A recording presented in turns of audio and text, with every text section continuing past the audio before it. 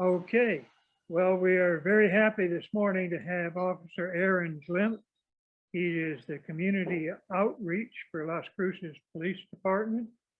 He's also head of the Neighborhood Watch Program, and he teaches at the academy, so he's a really busy person. And with that, I'll let you have it, Officer Glymph. Thank you, Charlie. Good afternoon, everybody. Again, my name is Aaron Glymph. I'm the Community Liaison Officer for LCPD, and I've been with the police department for over 14 years now, and I've been the liaison for over 10 years now. So had a lot of fun experiences and made a lot of connections in this area, and look forward to hopefully giving some good information to everybody that you can take away and use and potentially work towards starting or pairing you with another group in your area for either a neighborhood watch or a community watch kind of thing going on. So the first subject that we're going to talk about is called crime prevention through environmental design. The actual presentation is specifically for retail, but it really carries over through a lot of other stuff. A lot of it's going to apply to any facility. And then after that, we'll kind of move over into the community watch side of things. And then after that, we can answer any questions. Even if anybody has any home safety questions or anything like that, I can address that as well, because that kind of ties into neighborhood watch. I'm just not going to give that separate presentation spiel in this particular time, but if we move forward with the neighborhood watch, we can do that at a later date. That'll actually give the full home safety kind of talk. So with that being said, if anybody has a question while I'm talking, just do the raised hand thing and I'll pause and we can do that. Otherwise, we can address them afterwards if everybody's all right with that. So from there, we will get started. So the four relative subjects of crime or areas of crime prevention through environmental design that we're going to talk about is we're going to kind of start from the outside and work our way into a facility. So we're going to talk about the surroundings first, then move into the direct exterior, so the immediate exterior of the building, and then talking about the interior of the building, and then materials safety. The materials safety is probably only going to apply to finance monies essentially for you. The rest of that would generally apply to stuff that's for sale for retail. So we'll go into that. So the far exterior surroundings, the big things that we want to look at is especially think about if you have alleys, if you have dumpsters, if you have any areas around your facility that aren't readily visible to people from the street. So if people are pulling into your parking lot, or if people are driving by, if they have really good heavy visibility of your area, especially so during the day, obviously it's lighted out, but in the night, if you have street lights or anything like that, you want to light up any areas that are dark that you can't see very well, kind of related to those alleys and things like that. Visibility and lighting is really, really important, so that if somebody does have a nefarious intention or anything like that, they don't really want to be seen. So the more of your constituents or your neighbors in the surrounding area or people just driving by can see, the better prevention that is just by nature. So the other thing we want to talk about is access points, and what we're mostly talking about in this particular area is access points to your parking or access points to any of those areas we were just discussing. So if your alleys, is there an alley behind your facility? I don't recall. I know I've driven by a few times, but there is, okay. So if there is an alley, so where those access points are, and if they're visible, you want to make sure they're really, really lighted. And if there's either trees or walls or anything that are making it so it is obscured from visibility, that's something you want to try to address. You also want to make sure that the access points are very clearly marked. Again, entry to a parking lot, exit to a parking lot, anything like that, so people aren't accidentally going into areas they shouldn't be. And that's kind of going to be a recurring theme once we go into the inside your facility as well. And then also related to that, we're looking at video surveillance. We want to think about positioning. So I really strongly suggest at the very least having at least 2 good cameras that are over your parking area. And that's just 2 good angles so that somebody's not hiding behind vehicles, so that the cameras can see both sides. And we'll all get into more depth about talking about cameras, but nowadays, when it comes to law enforcement and crime, anything like that, everybody expects there to be video, no matter what the circumstance is. It's kind of a genre of, if it's not on video, it didn't happen. And that's not really a positive thing, I don't think, but it's just kind of the way our society is. You know, obviously law enforcement officers wear body cameras all the time. They record continuously. And so when it comes to crimes that are committed, whether it's a residence or a business or a church or anything like that, people expect to see a video of something happening. So Again, I'll go into more detail about what kind of cameras and positioning and things like that in just a little bit. Oh, that was the other thing, is related to the exterior area. Think about dumpsters, especially if you have the large bin dumpsters. You want to make sure that those are in a good visibility area. If you have the enclosures that are around them that are gated, that's a spot where we get a lot of issues of vagrants going in and staying in those areas, or people going into those secluded areas and doing drugs and potentially throwing those needles around that can become a safety issue for your constituents. So something to consider. So the exterior, we're talking about the immediate exterior of a building. We want to be really, really clear at where posting and making it clear what entry and exit doors are, so that people know where they can come in and where they should leave. So what that mainly is going to do is so that nobody can wander into your facility and go, oh, I was just looking for a bathroom, I was just looking for this, when they're actually going in and looking for something else. You want to make it really, really clear where people are supposed to be and where they aren't supposed to be. And that goes all the way from entering into the parking lot in a vehicle to entering the facility from the exterior. And then once they get into your facility, what areas are specific to only staff for the facility, or is it parishioners that are coming in, or is it somebody that really has no business being in there and they're using it as an excuse to get into an area trying to find something. Okay, so just food for thought on that. When it comes to exterior doors, I really, really like metal storm doors on the outside. Do you guys know what I'm talking about when I say metal storm doors? The actual metal grates that have wire mesh between them. The reason that those are really good is they're actually bolted to the outside of the frame, and they're extremely hard to get through. So you have to actually essentially hook up a vehicle to them and rip them off the building, as opposed to even a solid wood exterior door or even a metal exterior door. If the frame is not metal, the only thing that's preventing that door from being broken in is a deadbolt. And a deadbolt's only about a ½ an inch tall by maybe an inch sticking in there. And there's only about a ½ inch piece of wood that is preventing that deadbolt from breaking through the frame. So exterior doors are actually really, really easy to break into if you don't have that metal storm door on the outside. And of course, they can be very decorative and beautiful as well. Or if you want to go with the cheaper line, they can be very, very simple. Just make sure that the inside lock is a deadbolted lock and it is a keyed deadbolted lock. That way somebody can't break through that mesh and reach around and just undo the lock. So kind of similarly along those lines is windows. If you have very, very large bay windows or sliding windows, and this goes for sliding glass doors as well, whenever your facility is closing up, obviously when you have people there regularly, it's not so much of an issue with the windows needing to be secured. But once everybody's leaving the facility, the easy ways to prevent somebody from getting in there is just either chopping off a dowel rod or a broomstick, anything like that, and just throwing it into the railing. I had a gentleman a couple of years ago who had a big sliding bay window and the rail was on the top, and he had a giant aluminum yard nail, and all you have to do is stick something long that's just going to prevent that from being jammed open. So that's a really good one to prevent access. The other thing is for smaller windows, I don't know what they're actually called, but they're I, Y, or H shaped little clamps, and they have a little butterfly screw, and they either have a pressure plate or a pointed pin. And that what they do is they dig into the windowsill, or that pressure plate gets tightened on there. So if you open a window an inch or two, you can close that clamp on there, and that'll prevent the window from being pried up any more than the inch or two that you have it open, as opposed to somebody getting it pried up all the way so they could climb into the facility. And the reason that I really, really like those is once a window is open, be above where it's completely latched underneath the top windowsill, the only thing it really takes to pry that window open, even if you close those clamps, is that's just friction on glass, which is next to nothing. So if somebody just rubs their hands together and gets them warm and pushes it on the glass, that's probably enough friction for them to be able to get enough force to pry that window open. So those clamps are really, really good for the purposes of preventing that. Now, I will give the disclaimer, I'm not a firefighter, and those clamps can certainly limit fire egress if somebody had to jump out of a room. So I'm just throwing that out there in case so everybody knows, just take that into consideration. But I've heard that before, that you can't get out of the room if you have those clamps on there. So use that as well.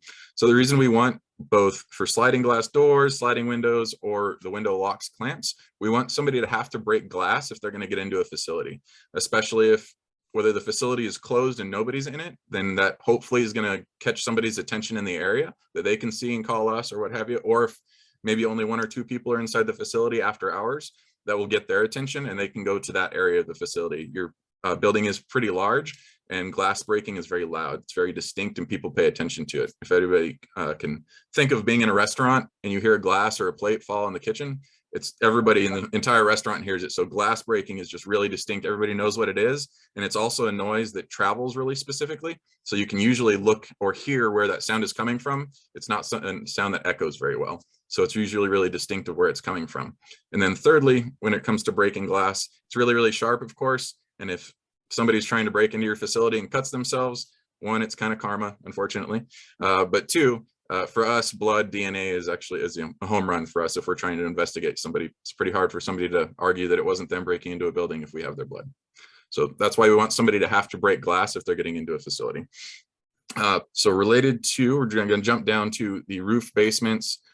Does your facility have either a basement or a subfloor? Don't think so. Okay, so we won't worry about that then, but they kind of coincide the same thing with the roof. If you have any access points from the roof that are made to be access points, you really want to make sure that those are secured and actually deadbolted, locked, whatever the case is there. But the other thing to think about is ventilation systems. So air conditioning, heating, cooling, any vents of that nature that could be broken off or pried off, most people can fit into a ventilation shaft.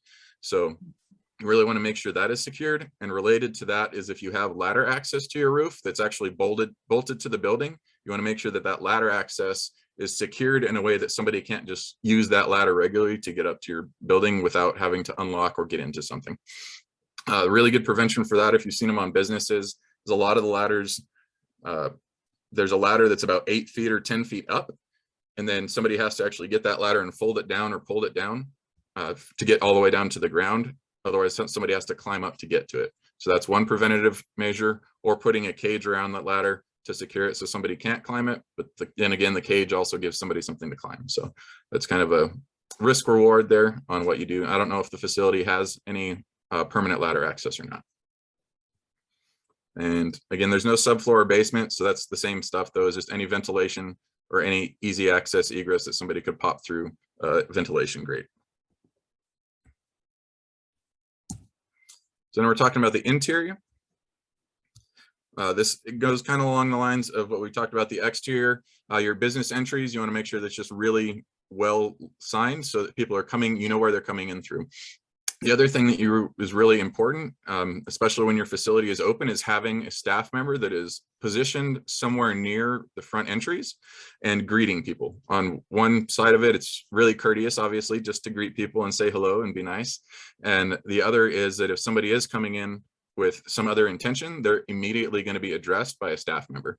And whether it's polite or not is relatively neither here nor there on somebody addressing them. They just know that they're being seen. So if they have some negative intention, they've been seen, they know they've been addressed, and somebody's recognized them. So that should be a massive deterrent on top of the just polite and good habits for us. A lot of the rest of this, as far as positioning and aisles and things like that, that relates again more to retail, but in your area, but some of it might tie over. If you have hallways, you don't want to jam them up with stuff. So that your staff, and when they're moving around through the facility, there's not a lot of spots where somebody could bolt into the facility and then hide, or like jump behind a desk that somebody's not regularly at, or hide behind bookshelves, or I don't know, as you can kind of see in the picture, there's a little rack of clothes. If you have a bunch of clothes that are getting donated, something like that, and you have a room that's full of that, then somebody could go hide in there until after the facility is closed. Anything of that nature. So those are things to think about, as hiding spots where somebody might get into the facility and stay. So you want to try to eliminate that issue. Going back to the signage, when it comes to, so we talked about entry exit, you also want to be really clear about where restrooms are. One, it makes it easier so people aren't having to ask staff to get to restrooms, but it also makes it so that people know where they're going and know where they're not going. Kind of, again, that access egress. So making sure you have good signage to where restrooms are and where people are and are not supposed to be. Let's see. So part of the surveillance and signage, there's kind of two considerations that'll be, again, a risk reward that you'll have to decide. Do you already have some surveillance systems on the facility, on the exterior? Do you know? Not really. Okay.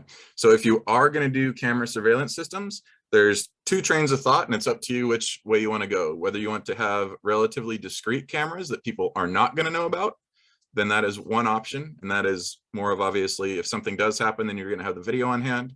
versus if you have really obvious security systems, then you also want to advertise that you have security systems. So you get the signage, and you want to put up signs that say this facility is, on closed caption camera, or whatever the wording is, doesn't really matter, but you guys know which kind of signs I'm talking about. So you either advertise that you have their surveillance system, or you want it to be relatively discreet.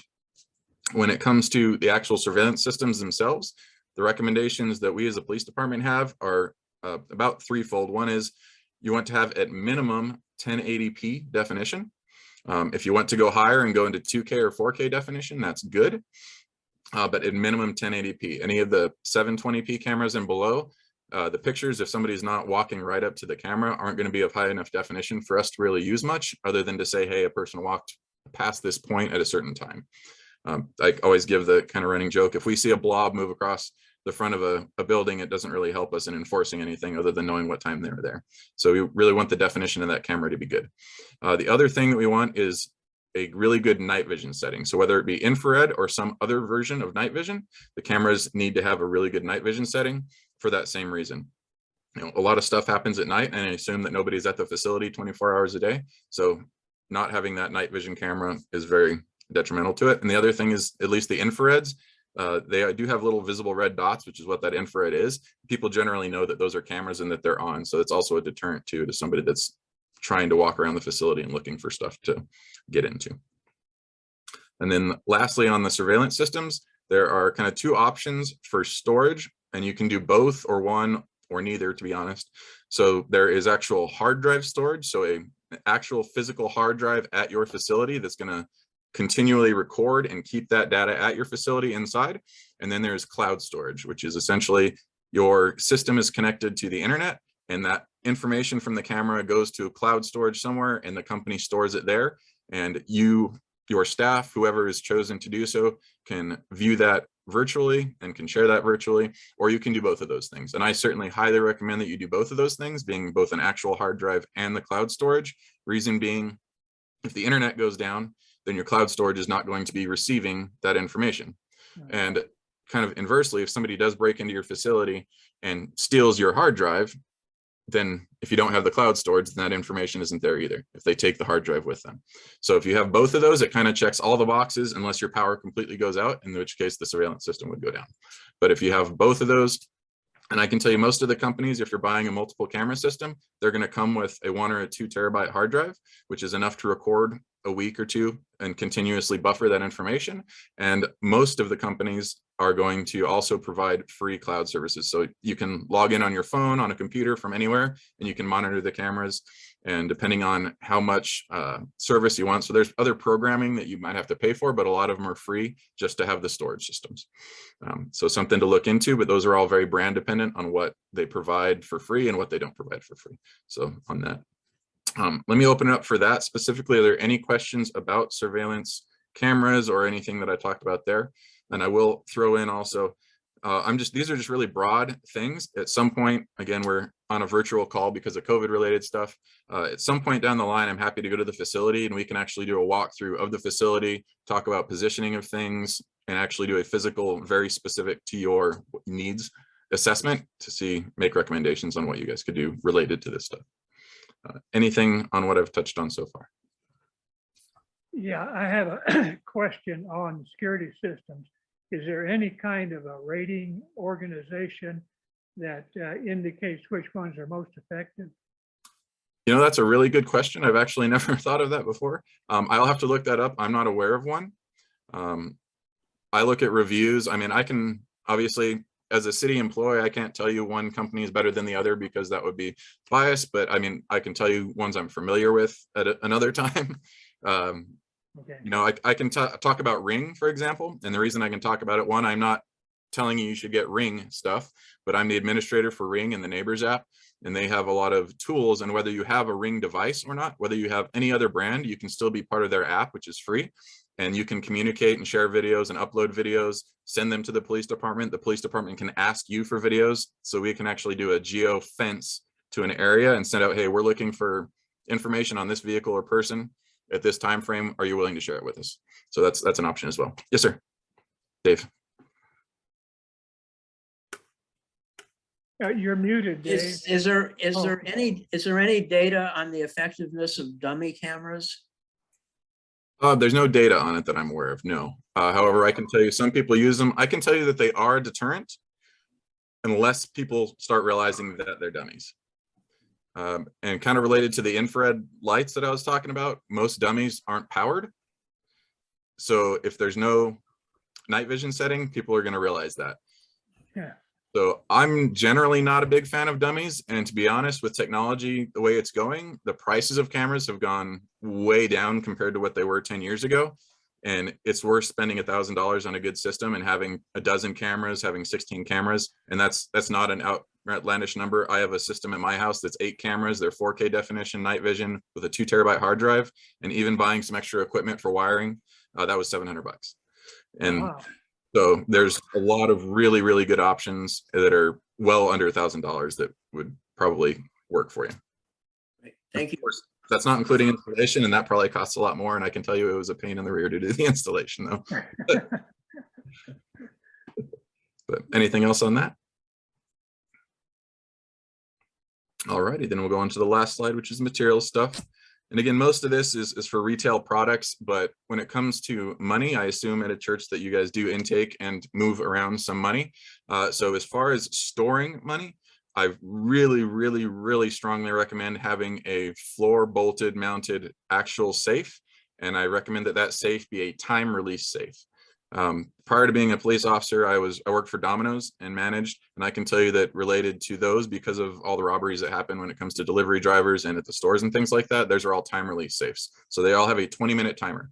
No matter what, no matter who you are, nobody can get into that safe without starting the 20-minute timer, and then it will release after that. And the reason for those timers is not to be difficult for you to be able to go do deposits, but it's so if somebody comes in and says, I got to get into your safe, nobody is physically capable of getting it into it. Even criminals are aware of time safes. And if you tell them, yep, I have the safe, I'll comply with you, but it's a 20-minute timer safe. There's no way to get around that. That's generally a deterrent. And that's there again, it physically cannot happen. They're not going to get away with any money unless it's in a cash drawer or something like that. So safes, floor bolted safes are definitely the way to go, that are drop safes. So you have an ability to put money in a slot and it drops down to the safe that obviously somebody can't get their hand down, anything like that. And it being a time safe, there are really good options. As far as merchandise, I don't think there's merchandise related to your guys' facility, or? Not really. Okay. So other than that, is the last thing that we'll talk about is procedures, and this definitely applies to a facility of your nature as opposed to just retail. So every staff member, employee, anything that works for the church should actually have very good checklists and procedures that you're going to follow as far as closing up your facility, closing, locking, checking doors, windows, everything like that. If you do have a safe, making sure that all that money is dropped in a safe, it's not left in a money drawer or not left out, anything like that, and making sure that all that stuff is done every single time the facility is closed up, locked up, anything like that. That's if somebody does break into the facility, even though that's going to suck, if all those procedures are followed, they're not going to get much of anything out of it. And that's going to be a deterrent from it ever happening again in the future. So having really, really good preset lists of just a good checklist of I need to check all these things before we close up after a day. And with that, those are very old stats that don't have to do with anything. So then I'm happy to do a security assessment later on. We'll actually go to the facility and do a walkthrough, and we can determine if you want cameras interior, exterior, both, where they should be. If I see any areas of concern, and some of those things that you're definitely going to want, I would suggest cameras on the outside are going to be if you have any nooks and crannies, corners where somebody could be squatting in the building or around the building, anything like that. Somebody that would encourage somebody to set up a little camp in a corner that's completely closed off and not visible to the street or the parking lot, things like that. But we can do a walk through that. The only other thing that I forgot to mention related to the exterior entry, another thing that I really strongly suggest is magnetic locks for exterior doors. And so those are really good, that essentially they have a button somewhere, generally in a management office. But if something's going on in the parking lot, or that there's whatever, if anything is going on, you can hit a button and it's going to lock your exterior doors remotely. And that is just amazing for one, if something's happening and it moves outside, you can lock the doors and keep it outside, or if there's something happening outside and you think it's coming in, or somebody sees somebody or something's going on, you just instantly can lock those doors and everybody that's inside is secured inside, and you don't have to worry about somebody going physically to each one of the doors and having to go lock them manually. And related to that, all the maglock doors are generally going to be the push handle doors from the inside. So that still allows egress. Even if you lock the doors, there's a way to get out in an emergency as well. So, and that could pertain to active shooter related stuff. Hopefully that never occurs, obviously, but there is always potential versus somebody that's just distraught and just causing trouble. Hopefully you can also secure them or isolate them away from your staff or parishioners or anything of that nature. So exterior maglock doors or maglock doors that separate different sections of your facility, whether that be a large area where people congregate to smaller office type areas or anything like that. You can use that to separate those as well. Any question on the mag lock? Can you add a mag lock to existing doors, or do you have to buy a whole new door? Most of the time they're locking systems, so they can be added to existing doors, but don't quote me on that. I'm not familiar with the install of them, so maybe. I'm not positive on those specifically. Okay. I believe some of them can be added, but it would probably depend upon what the locking mechanism that's already on the door is. Okay. Anything else on that? All right. So the other thing just kind of related to the crime prevention environmental design is just think about exterior shrubbery and plant stuff.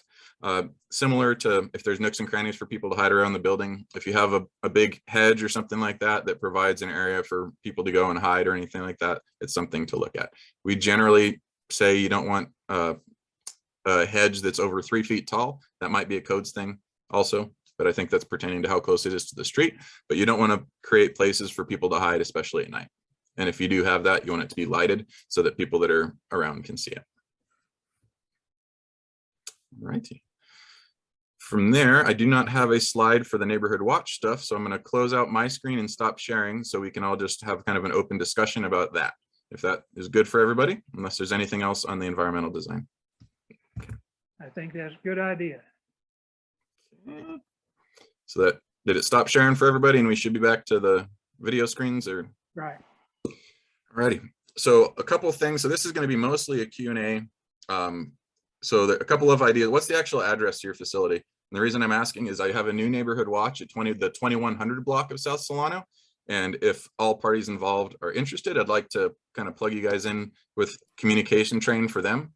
And the main reason for that is the whole point of neighborhood watch or community watch, whatever you want to call it, is really just people looking out for each other. You know, it doesn't change the police department's response having a neighborhood watch. What it does is it creates better lines of communication and better eyes and better reporting for us. So if whether we connect you with the 2100 block or whether you are familiar with the residents that live directly around you, what we want to do is create that line of communication and communication sharing and visibility so that everybody's keeping an eye on each other. I made up this phrase, 10 years ago, is we want people to be vigilant and not vigilante. We don't want anybody out patrolling with guns. That's not what neighborhood watch is about. It shouldn't be about that. It's about keeping an eye out for each other and looking and being noticed and noticing suspicious activity, I should say, I'm sorry. And what I mean by that is if I'm driving by and I see feet dangling out of a window, me as a police officer, obviously I know something's wrong and I need to go check out with that. That's suspicious. But if somebody is doing something nefarious on your property and they see me coming before I do and they pretend that they're just doing yard work or care work, I'm not going to know that they're not supposed to be there versus your constituents and your staff's going to know they're not supposed to be there. If one of the neighbors sees, if there's a room in your facility that the lights never turned on, nothing's ever done, and they all of a sudden see a light on and somebody's in there late at night, they're going to know that that's suspicious versus a police officer driving by is just going to think there's somebody in a storage room. Nothing like that. So you're going to be more familiar with your area and your neighbors are, and they're going to notice stuff that's wrong that we wouldn't notice is wrong, if that makes sense. So that's really, really good. Officer Glymph, we're at 2001 South Solano. Okay, perfect. So you're right abutted to them then. So they are the 2100 block essentially. So Pan Lanier, I think, and not Clark, Kent is on one of the other borders. That's the new group, and they are a bunch of residents, and they have a bunch of surveillance systems as well. They have a bunch of cameras because there's some troubled tenants in their area that they've had a lot of issues with, and a lot of crime and drive up, stop and go traffic, things like that. So they're addressing it that way, and they're doing their part. There is also another church across the street from them, and one of their pastors is also on board with them, and they're putting up new surveillance systems as well to help tie into that. So if you guys are interested, I'd love to connect you guys so you can all communicate with that. But we can also do it separately too if you don't want to do that. Yeah, I think it'd be a great idea. Do they have a contact person? Yes. Yes. So they have, the way the neighborhood watch works, and the reason I'm not just jumping into it with you guys is since you're one facility, it's a little different than a residential one where they have to have a block captain, they have to have that. So the way it works is they have a primary and a secondary, I call them block captains, but all it is a point of contact for me. And that is to maintain their active status, and we'll do sign installs and things like that. And they maintain the communication with the group. They don't have any other responsibilities. Again, we don't encourage anybody out patrolling, anything like that. It's just points of contact. If I need to reach out to them, or if they're reaching out to me, and for their members are going to communicate with them essentially, as opposed to, 30 people trying to call me if something's going on. Not to say that any individual cannot call me, that's fine as well. But if it's just general group related stuff, they're the main point of contact. And how might we establish contact with that person? So I will do that. I will ask her if so first I got to get both parties' interest. If they want to maintain their, solidarity of their little section, they can do that. That's their choice. But I can't imagine they won't. I think they'll be super excited to bring another facility in that's right down the street. So I'll ask them, and then I'll put you guys on an email chain together.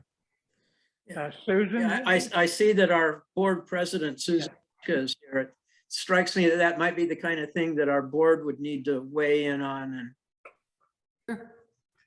We've been talking about it, and so several of the people, I think, well, Marie, maybe not several. We have a group that got together for security, and we have planned to have a walkabout, and now I know who could do that for us. And we thought that it would be, I don't know how you feel about this, officer, but we had thought that it would be a thing we could do possibly so that other people could walk around as you point things out, so that there are more eyes on it than, say, just mine. So there could be some people who have joined us today who have that interest in being alerted to when we're going to do it.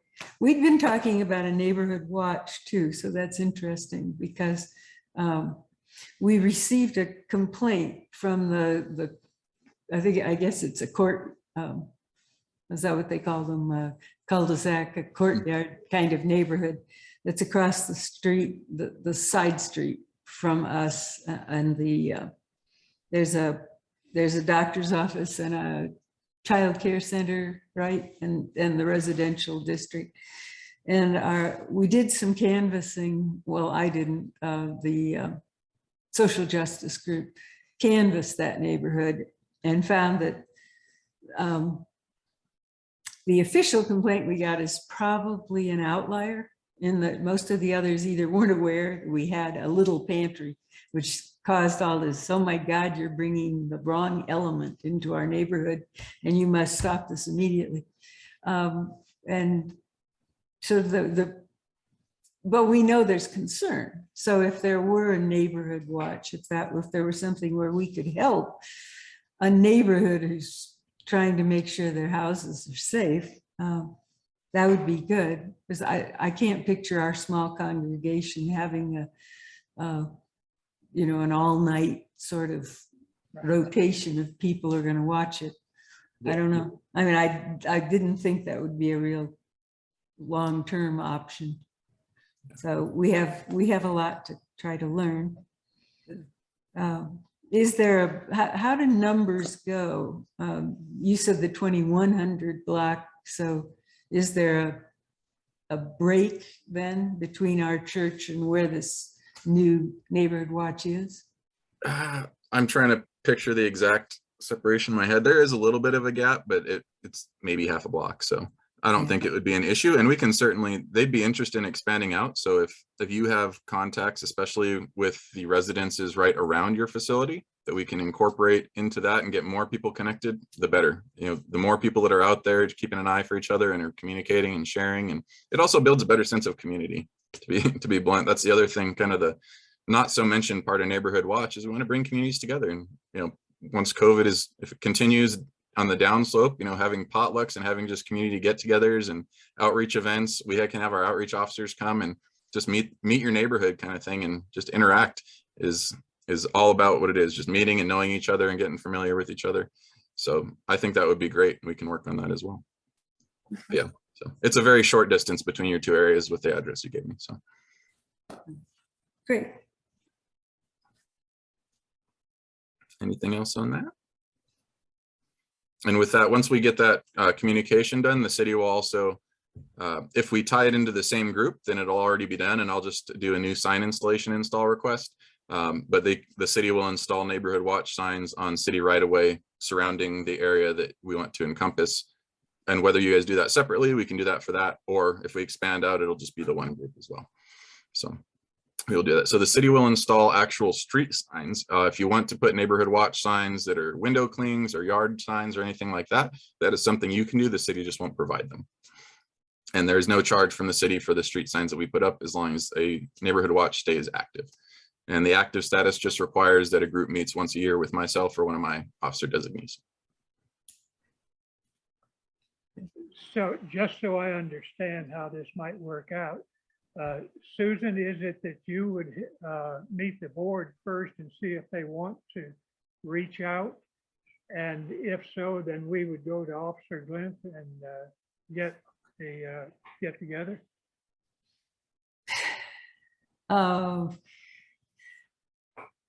Process is not my strongest point, Charlie, but since we're meeting twice a month lately, and our first meeting is a discussion of some important issue, like we're going to be talking about what we believe the top priorities for the board's attention should be.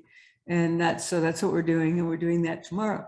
So I can check in with them tomorrow pretty easily to see, but I don't see any problem with exploring options, Charlie.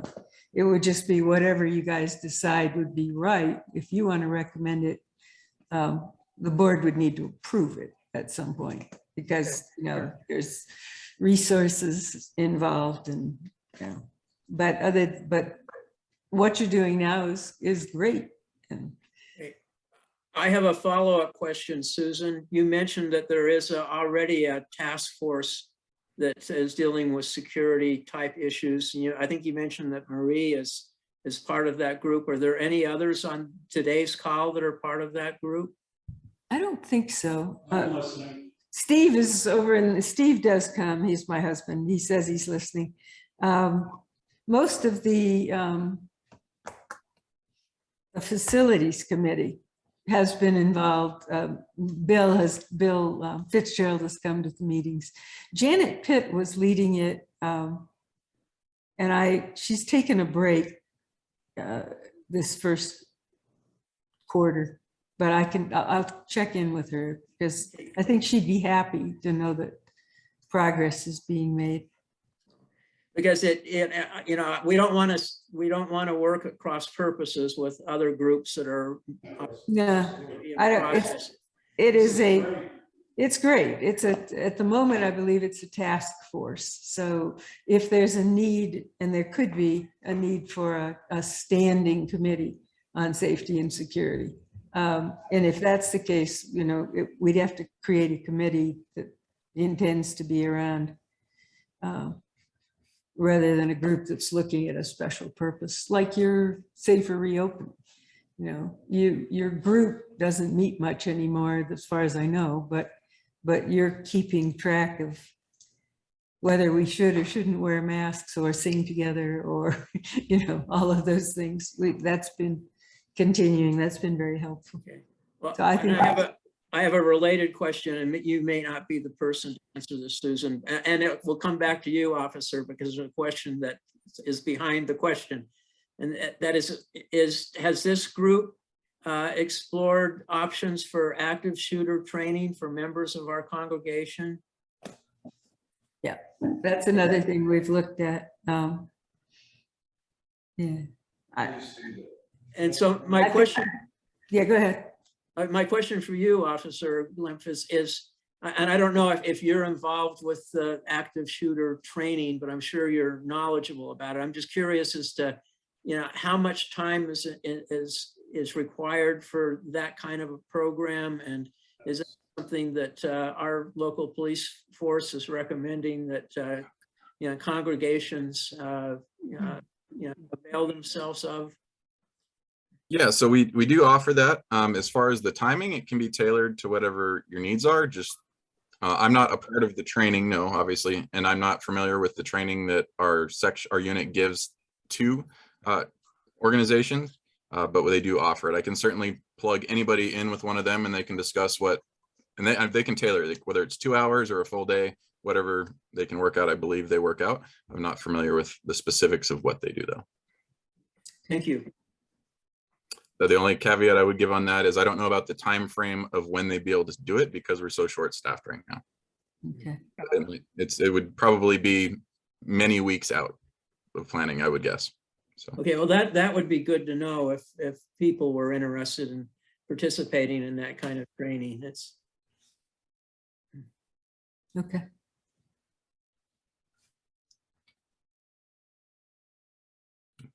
anything else? I don't see it. Oh, And there Annette it has- is. You're muted, Annetta. Oops. That was the camera. Have we have we overlooked any other questions we should have asked? Are you asking Officer? Yeah, right. Okay. I'm not sure. I can answer any if you want to. If you have questions about home safety, personal safety stuff, I'm happy to answer. No, for our church, have you dealt with other churches, and have they, kind of put in safety measures that we didn't ask about that would be beneficial for us? You're the first that I have worked with specific to the church, other than just a representative coming to a community meeting in many, many years. I don't recall what year the church bombings were. 2011, maybe 12. About that, yeah. Something like that. That was the last time that we worked real closely with a lot of the churches and worked on and discussed security stuff. So to answer your question, nothing on the top of my head right now that I can think of.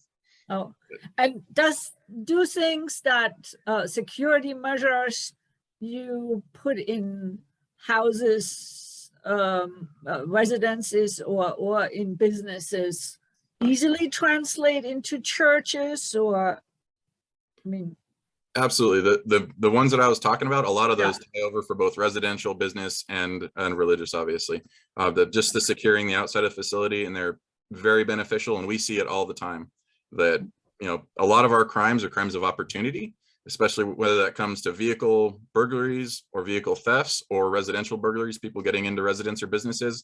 It's because it's just easy to do because people aren't securing their facilities adequately.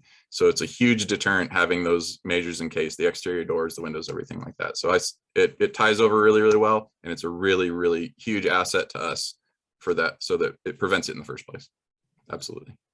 And the problems we've been having this past several months, we've had 4 break-ins, and they're breaking the locks on the doors, and yet they're breaking the handles, so they've been fixed, but that doesn't keep them from coming back in a weekend or two and breaking another door and getting in that way. The other thing related to that, are there any French doors in your facility? But two doors that open out? To the outside, both Well, help me out here. Both the doors to the sanctuary, but to the foyer, or is one single?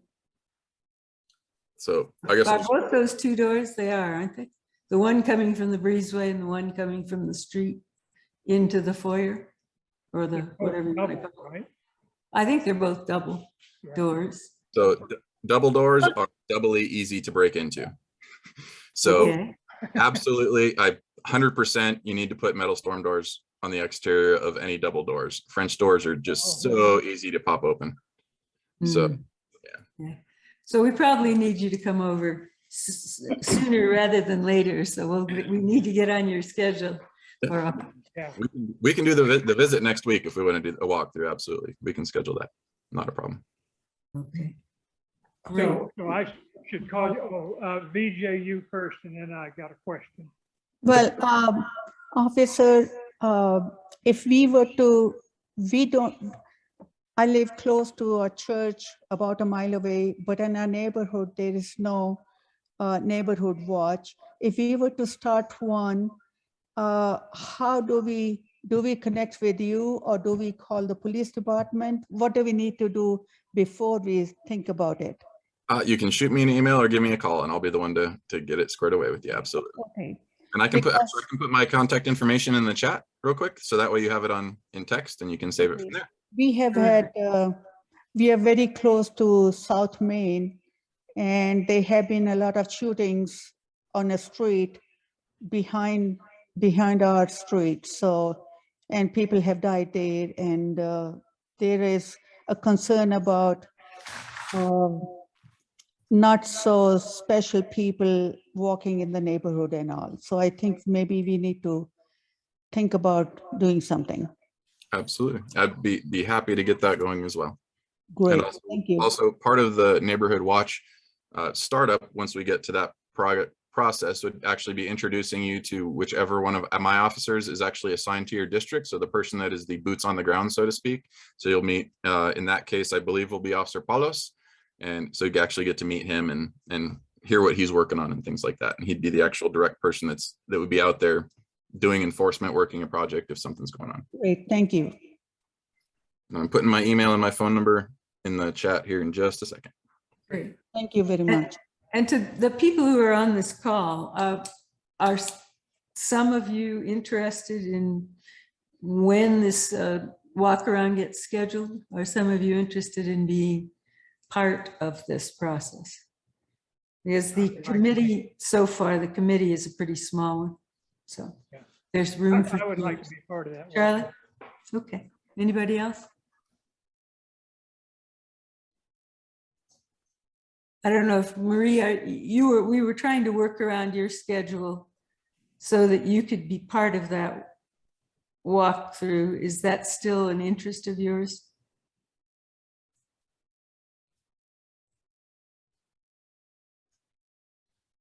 Maybe she's unmuted. I don't know. I can't hear you if you're saying something. But I can check with Marie later. That's all right. And is there anybody else who thinks this is something that you want to be a part of for the church?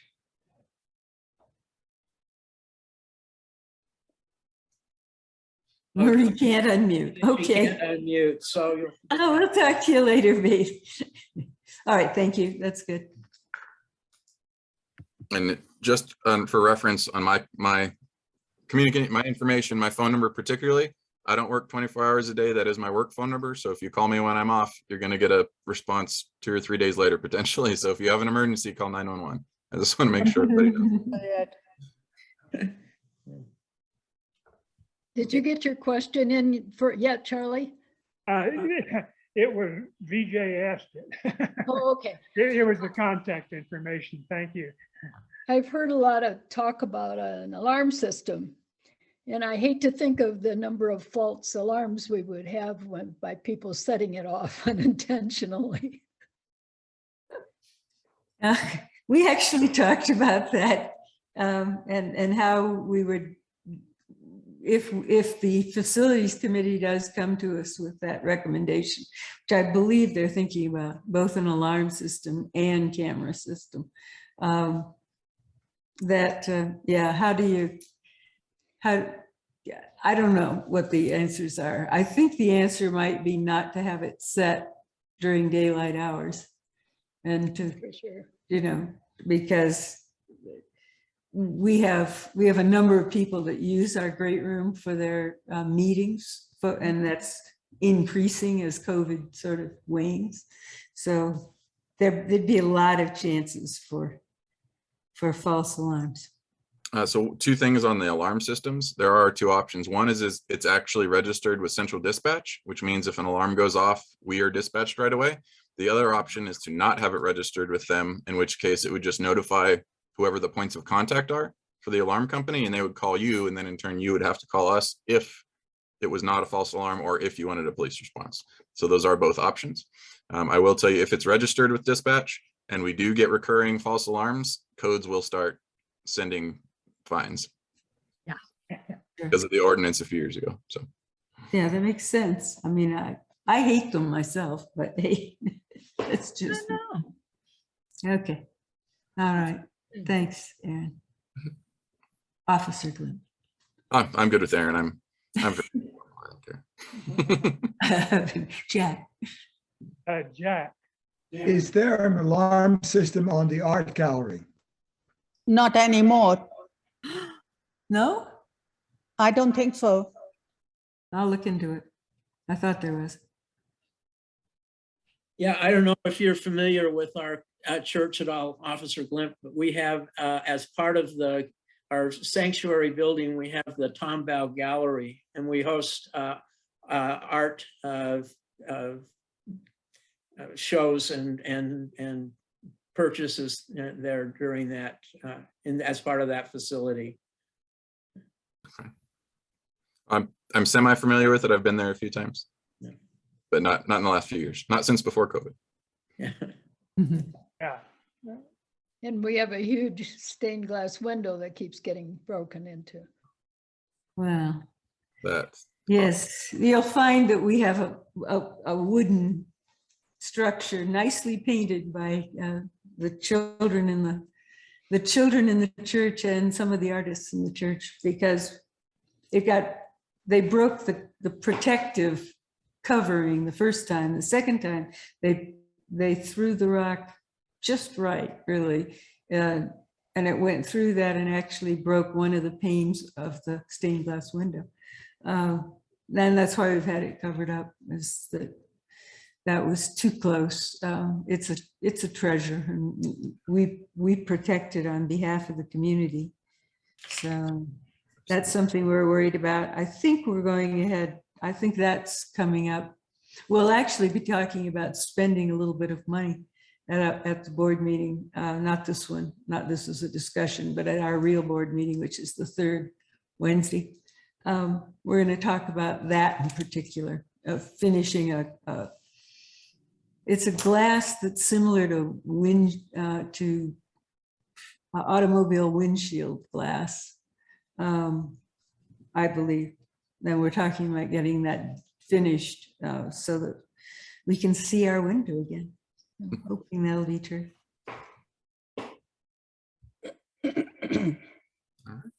anything else for me for the time being? And obviously I'll follow up with you on Tuesday, Charlie, to get the walkthrough scheduled. Yeah, excellent. I'll talk with Susan and make sure what time would be good for you for the walkthrough. I'll have to check my calendar. Oh, for me or for Susan? Well, we need to know your availability first, don't we? I'll give you a call on Tuesday. I'm not sure what my schedule is looking like for next week, but I come in first thing Tuesday morning, and I'll give you a call and we'll start working on that. Wonderful. Sure. Well, thank you very much. I really appreciate it. Okay. Thank you. And thanks, Dave. This is Question, a good topic. Yeah, And thank you for your service to our community too, officer. We appreciate it. Thank you. I appreciate that very much as well. and next time, we're going to hear from a Greenblatt who has written a book on what's the problems we're having now with groups getting, what am I trying to say? I should have written it out. Anyway, it has to do with what we can do to prevent two sides from getting at each other, as we've been having, like the Jews being targeted by the Muslims and so forth. And it isn't just religion, it's all kinds of problems. So he has written a very good book, and we will hear an interview with him, and then we will start discussing some of his suggestions about what we can do to prevent these clashes between groups of people. So that'll be next time, and hope to see you there. Thank you, officer. Thank you, officer. Thank you. Wonderful rest of your weekend. Thank you.